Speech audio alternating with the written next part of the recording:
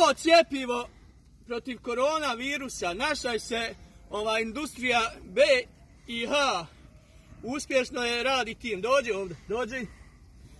Izvršit ćemo prvo cjepivo na ovoj domaćoj životinji, znači nju ćemo cijepati. Evo vidite, ona ako pobjegne cjepivo nije uspjelo.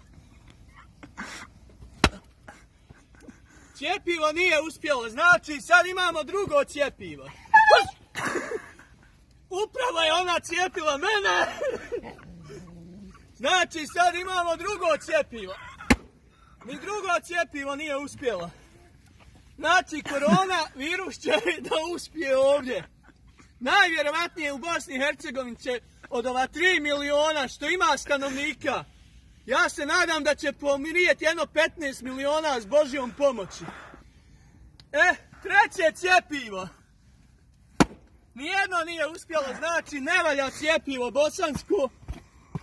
Naručit ćemo originalno cjepivo iz Kine. I to od brata Kineza, mog velikog brata. Eto sad zovite Kineza.